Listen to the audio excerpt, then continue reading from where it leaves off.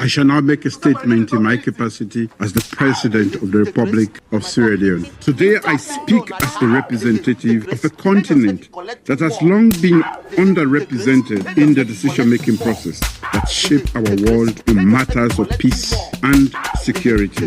It is now a settled view that the UN Security Council needs reforming. The imperative for this reform is irrefutable.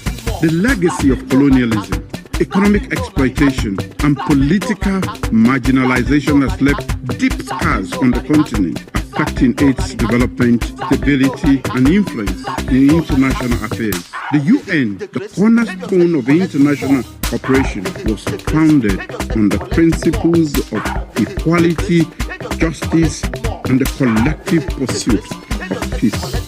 Yet, the current structure of the Security Council reflects an outdated world order, an era that fails to recognize Africa's growing importance and contributions. Despite being home to 1.3 billion people and the 53 African countries making 28% of the total membership of the UN, with significant contributions to peacekeeping and conflict resolution, Africa remains grossly underrepresented in this vital organ of the United Nations. As the coordinator of C10, Sierra Leone has spearheaded efforts to amplify Africa's voice on this issue. Africa demands 2 permanent seats in the UN Security Council and 2 additional non-permanent seats, bringing the total number of non-permanent seats to 5. The African Union will choose the African permanent members. Africa wants the veto abolished. However, if UN member states wish to retain the veto, it must extend it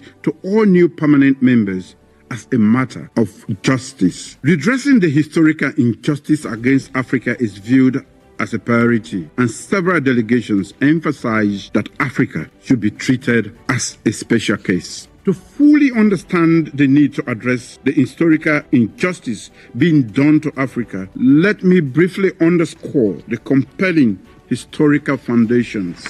From the arbitrary partition of Africa during and after the colonial rule, African nations were excluded from key international decisions that affected their future. The lack of sovereignty and political representation during those periods has had lasting effects on Africa's ability to shape global policies and institutions. The legacy of slavery intersects with other forms of historical injustice, including colonialism, imperialism, and exploitation.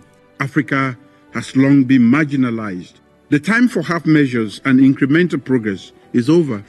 Africa must be heard, and its demands for justice and equity must be met. I give the floor to Her Excellency Linda Thomas-Greenfield, Permanent Representative of the United States and member of President Biden's cabinet.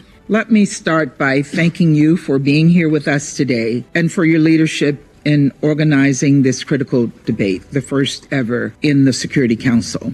Colleagues, it has been nearly 8 decades since the Council first met, and its architects couldn't have imagined then what the world would look like today, as we can imagine what it might look like 70 years from now. How demographics would shift, what global challenges would emerge, which international powers would rise up. The United States supports permanent representation on the Council for countries from Africa as well as Latin America and the Caribbean. Permanent representation. Since that announcement, I have met with leaders from around the world to hear their perspectives on Security Council reform.